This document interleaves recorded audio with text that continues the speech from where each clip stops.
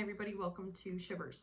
Today we're going to be breaking down all of the seasons of American Horror Story, along with ratings for each of the seasons. This is going to be a little bit of a different rating than horror movies. It's not as thorough, but just want to talk about all of the seasons.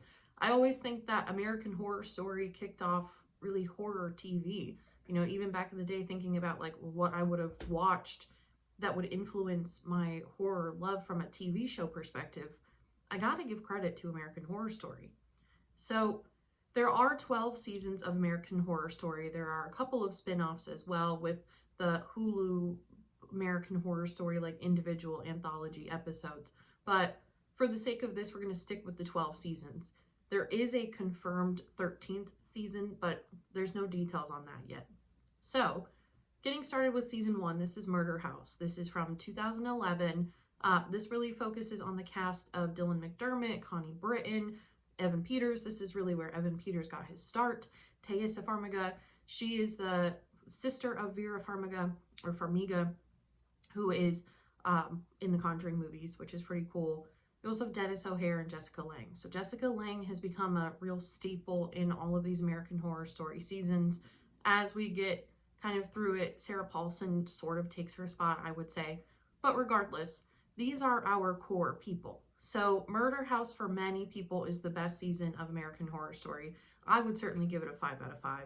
This is a true classic, great story and season of TV. So it focuses on the Harmon family. They move into this mansion in Los Angeles. Dylan McDermott is the dad of the family, and he is a therapist who's working from home. So he's working from the living room of their home and meeting all of these different types of people and characters. Evan Peters is, spoiler alert, if you haven't seen it season 1 already, a ghost in the home. And he is a ghost in the home because he basically did some really bad things at a school. They followed him back to this house where he and his mother, Jessica Lange, were living, and they completely annihilated him.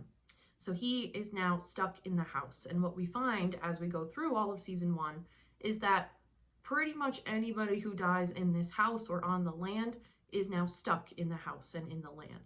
So Taissa Farmiga, she is the daughter of Dylan McDermott and Connie Britton. She's going to school, she's kind of normal, but she meets Evan Peters along the way and kind of falls in love with him until he becomes unhinged. Then he essentially helps her to her demise, and she is now stuck in the house as well. So it's this really amazingly done and completely original ghost story that we find. It is refreshing. I think that it is something that is going to stick with any type of viewer for a really long time. And of course, kicked off American Horror Story's success. For scares, season 1 is pretty scary. So there are a couple that I would certainly call a lot more scary, but it's not for the faint of heart. Season 2, however, that takes the cake on the scariest season. That is Asylum. That came out in 2012. That gets a 4.5 out of 5. I love Asylum. I would put it in my top 3 favorites. And it focuses on a mental asylum. It is 1964 is the year. Briarcliff Manor is the asylum, and it is all about the criminally insane. So there's a lot of nuns that are going around that are taking care of people in this asylum. This is cast with Zachary Quinto. This is where Sarah Paulson starts to step in. Evan Peters is back, Lily Rabe, and Jessica Lange. Lily Rabe and Jessica Lange are 2 of the main nuns in this asylum. Zachary Quinto is the doctor. And as we're going throughout the whole season of Asylum, what I would really love if they did a little bit differently is more focus on the asylum itself and the people who are going crazy in their stories. But Evan Peters brings in this really interesting dialogue and frame around this alien abduction and alien belief. That's the only reason why I would not give it a 5 out of 5 is because I think if they did not add the element of aliens, this would be by far the best season. It is really scary. It is really dark. Nothing is left up to the imagination. So Asylum is up there. And again, like I said, I would go as far as saying it is the scariest season. So definitely not for the faint of heart. Season 3, I would say probably by far the most popular season. This is Coven. This came out in 2013, and this focuses on a whole bunch of witches in New Orleans in a house. So it is very modern. It does have Sarah Paulson again, Taya Farmiga again, Frances Conroy. She is the lady with the very big red bright hair. Evan Peters is back. Lily Rabe is back. Emma Roberts is her first season here. Dennis O'Hare, Kathy Bates, her also first season. Angela Bassett, first season, and Jessica Lange again. This to me is a little bit too much of the drama. I did rewatch Coven as an adult, later on, and there's a lot of metaphysics in here that I think is a really cool touch, but to me, it is just, it's not really my cup of tea. So I'd give it a 3.5 out of 5.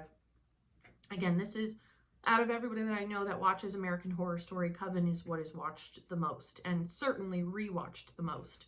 In terms of fears and scares, it is tame. There are a couple of pieces of voodoo from Angela Bassett that can be pretty scary, pretty daunting, especially like the dark magic aspect of it. But this season is really where we get more of the raunchy nature than anything else. So, season 4, I have to shout out to my sister. This is her favorite season. This is Freak Show. This is from 2014. I would give this also a 3.5 out of 5. But this does focus on Elsa Mars, who is played by Jessica Lange, and she is managing the last of the traveling freak shows in Florida in 1952. Again, this is Jessica Lange. Kathy Bates is back. Angela Bassett's back. We do have Finn Wittrock. This is the first season of Finn. He is a phenomenal actor, a phenomenal addition to American Horror Story, I would think. Emma Roberts is in here. Dennis O'Hare, Frances Conroy. Michael Chiklis is in here, which is pretty cool for all of us Walking Dead fans. Evan Peters and Sarah Paulson. So I love a carnival freak show, and the only reason why I would not rate it, I'll bump it up. I'll give it a 4 out of 5. The only reason why I wouldn't give it anything higher than that is just the traditional nature of freak show. I would have liked to see that a little bit more. This season is inspired by the original movie called Freaks from the 1920s. If you haven't watched that movie, it is definitely something to be respected. So go check that out. It's on HBO. But Freak Show is a really cool one. We have a blend of outcasts and, circus freaks, and they're just going about their day. And especially Evan Peters is supposed to be Lobster Boy, but his fingers are basically just like stuck together in that V shape. And everybody in the town knows who he is, the Jimmy Lobster Boy, and they essentially make fun of him for it. So it is a really heartwarming season, talking about outcasts and people who are different. We do also have Twisty the Clown, which is one of the scariest villains in American Horror Story. And that element of the gore and the gruesomeness is really, really cool, especially from the psychology that Finn Wittrock brings to the table of wanting to understand Twisty and almost wanting to be Twisty. So you have this glorification of serial killers in a way, but also these very outcast, sad stories. So the storytelling for Freak Show is really amazing. The sadness that's painted over all of it is a whole lot stronger than the story or the scares. So from a poignant perspective, it is absolutely there. But again, I do like it. I don't want it to come across that I don't like Freak Show. I do. Season 5, however, I do not like. This is Hotel. This is from 2015. This is the first season that we have Lady Gaga. So we have Lady Gaga, we have Kathy Bates, we have Evan Peters, Matt Bomer is in this season, Chloe Sevigny. She is also in Asylum as well. Dennis O'Hare, Cheyenne Jackson, Angela Bassett, and like I said, Lady Gaga. So we are in the Hotel Cortez in Los Angeles. This is based off of Hotel Cecil in actual California, a very famous, very haunted hotel. The realm of what they've done with Hotel is kind of the same thing that they did with Asylum. You have a very basic story that could be really amazing if you just lean into the basic nature of it, but they crank it to this weird creative aspect that's totally not needed. So from that perspective, Hotel goes completely off the rails and focuses on all of these vampire children, and then there's a empty pool. We have a little bit of a throwback to H.H. Holmes, which I love. So to me, this season is just like grappling on way too many different stories for it to be relevant in one cohesive package. Um, I have never met anybody who likes Hotel, so that one I would give a 2 out of 5. I don't want to be mean and give it a 1, but I'll give it a 2 out of 5. Lady Gaga is also, aesthetically, this season is really cool. Sarah Paulson is super annoying. I am not a big Sarah Paulson fan, but this season really kicks it off of her just being incredibly annoying. She's supposed to be this ghost prostitute, but the stereotype of it is just so overboard. So yeah, Hotel is really low on my list. Season 6, I also have to shout out to my sister. This is Roanoke. This is another one of her favorites. This is from 2016. I would give this one a 3.5 out of 5. Again, everything on paper, Roanoke should be the best season. This is focusing on Roanoke Island in North Carolina, where you have a whole group, and real story, where you have a whole group of settlers that just vanished. And the only thing that was seen around is the word Croatoan. And so nobody, even in modern times, has been able to figure out what it means or where these people have ever gone to. So it's this anomaly. It is this paranormal thing. It is this folklore story. So of course, I'm all about Roanoke. I can't wait to go to Roanoke, you know? One of these days I'll get there. But the idea behind Roanoke is really cool because you have all of these people who are creating this reality TV show. So they're at Roanoke Island, they're staying on this house, and they're really painting this picture of what, first half of the season of what's going on in this haunted house. And then we get a cut and we realize that they're filming this reality TV show. So the twist of this season, again, is like amazing. But then the second half, you're essentially kind of rewatching the whole season again because now you're seeing what's actually real, what's actually happening. And it's that idea of like, if you go to a paranormal location and you start to like make fun of the stories and the lore, you have a little bit of karma there. So that is how Roanoke works. To me, on paper, the way I explained it, if somebody pitched that to me, like, hell yeah, I'm all in. But the fact that it doesn't, to me, it just doesn't land. And we spend so much time the second half of the season completely redoing everything we did in the first. It's a little bit of a cop-out for me. So for that reason, I would give 3.5 out of 5 for Roanoke. But it's good. I would recommend Roanoke. Next season is season 7. This is Cult from 2017. I'll give this one a 4 out of 5. This is also decently scary. I'm also a big fan of clowns. The same thing as like Carnival. But for Cult, we're focusing more on politics. So this is where we start to see the true Ryan Murphy that we know. Ryan Murphy is the creator of American Horror Story in general, but also the creator of Glee.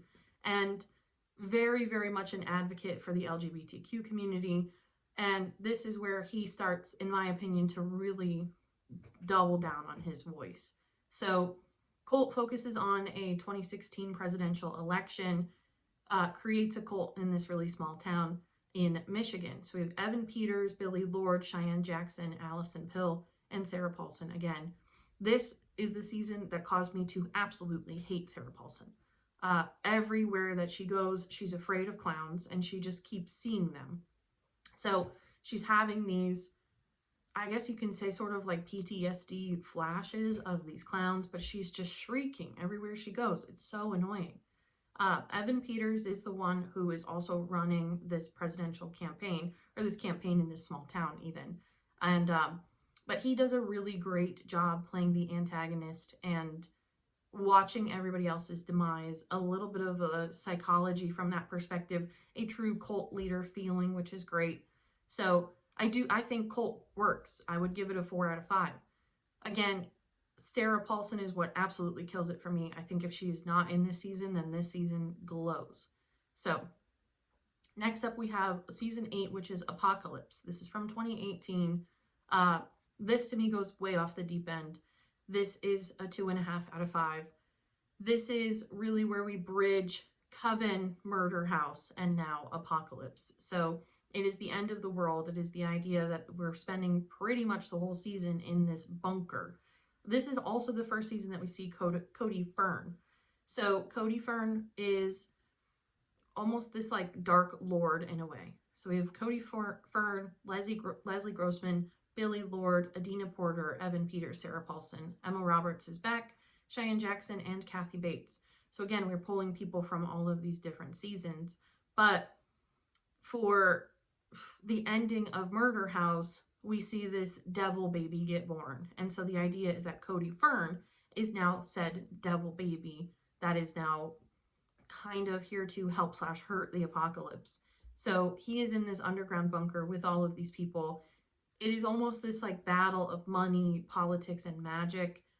To me, it doesn't work. Again, there's too many cooks in the kitchen, and for it to be a true apocalypse, it's just really boring. This season is really boring.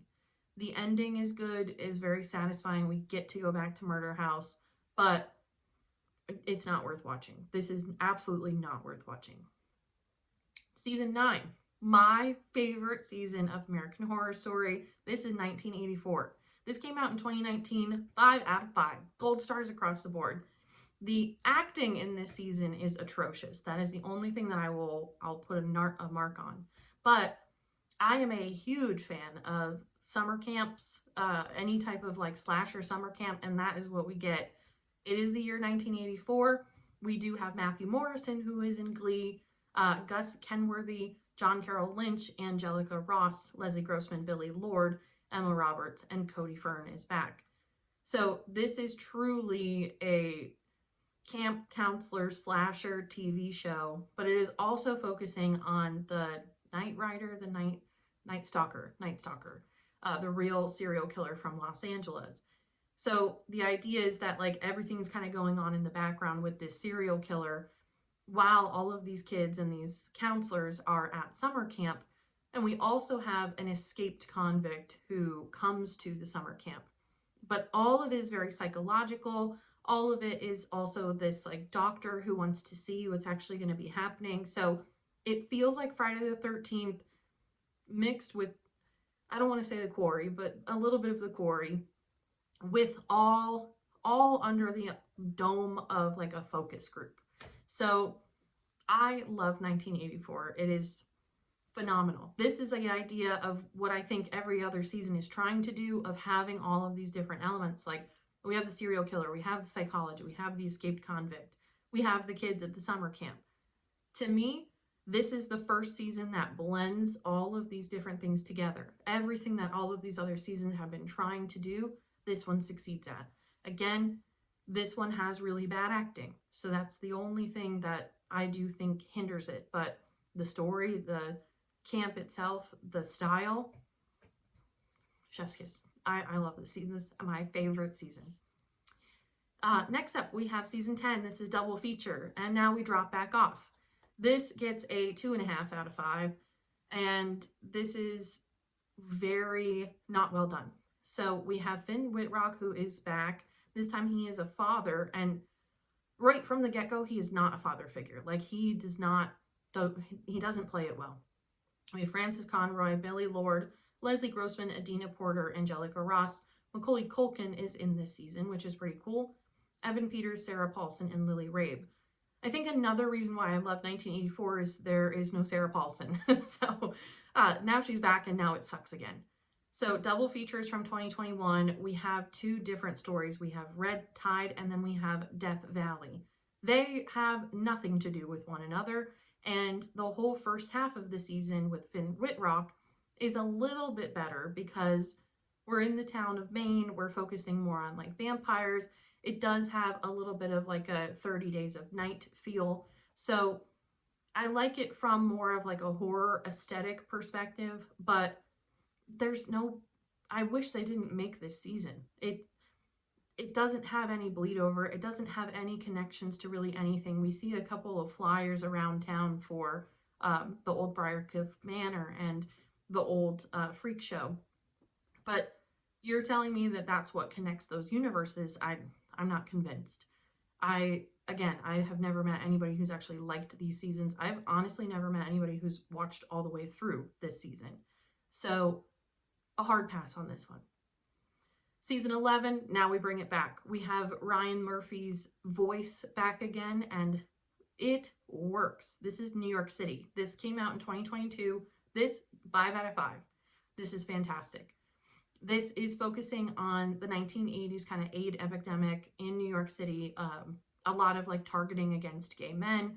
We have Fire Island that we go to pretty frequently in this season, but this is also Zachary Quinto is back. I think, yeah, Zachary Quinto is back, and I love all the seasons that Zachary Quinto is in. He does a really great job. He pulls it together. We have Patti LuPone, Leslie Grossman, Joe Mantello, Billy Lord, Dennis O'Hare, Russell Tovey, Isaac Powell. So we have a couple of new names this time, but the idea of everybody more in the LGBTQ community, specifically gay men, getting targeted in New York City, all with the AIDS epidemic going on, all with these like secret speakeasies and hookups and glory holes and things like that, it feels pretty authentic for the time. And the serial killer that is kind of going after all of these people feels like an authentic serial killer. This is a scary season. The final murder that we see, or Red Rum, that we see in the ending of this season is what inspired the Red Rum scene in my book, Burn Her Down. I love it. The gore, the poignancy of it. This season is fantastic. New York City is really, really great. All of the acting in this season as well, really, really well done. And also to note, there is no Sarah Paulson. Then we have season 12, which is where we're left off, which is a real shame. This is called Delicate from 2023. The star of this is Emma Roberts, but also we have Kim Kardashian. I tried to watch this season, and I never finished it. It is all about Emma Roberts being this very successful actress. Kim Kardashian is her agent, and she is pregnant, doesn't really want to have a baby, but it's sort of like the masses are convincing her as well as her husband. And it's this idea of like the Rosemary's Baby situation. It's basically a stolen Rosemary's Baby at that. This season gets a 1 out of 5. This is trash, absolute trash. I would say ranking bottom up, it would be Delicate, then it would be Double Feature, then it would be Hotel. But this is just really, really badly, poorly done. We don't have Sarah Paulson, but we do have Cara Delevingne, Annabelle, Dexter, Jones, Michaela Rodriguez, Dennis O'Hare, Matt Cruzy, and again, Kim Kardashian and Emma Roberts. But maybe because I'm not really connected to characters that are pregnant or needing to be mothers or anything like that, so maybe that takes me a step out of it. But from the perspective of this, it's a failure across the board. It is not engaging. Every single episode is exactly the same, which is why I never finished it. I did watch the ending just so I know how it ends, and it's not worthwhile. It's not good. It's not one of these things where you watch the entire season and it's like, oh, we have at least a really cool ending. No, you have a trash ending, a trash season. So I really do hope that Ryan Murphy puts more of his voice into it, because anytime that he talks about, this is a perfect example of like write what you know mentality. Like anytime that Ryan Murphy puts Ryan Murphy in it, the seasons are great. So that is the breakdown of all of the seasons of American Horror Story. Again, I know I love watching horror TV shows, especially at this time of year, and I have to give credit where credit's due that American Horror Story started them all. We have The Haunting of Hill House, which is one of the best, if not the best, and everything that Mike Flanagan has produced and created, but Castle Rock as well on Hulu. But we really don't have shows like that without American Horror Story starting it. So yeah, gotta give credit where credit's due. So thank you as always for watching, and we will see you next week for more Halloween goodness. It's the most amazing, wonderful time of year.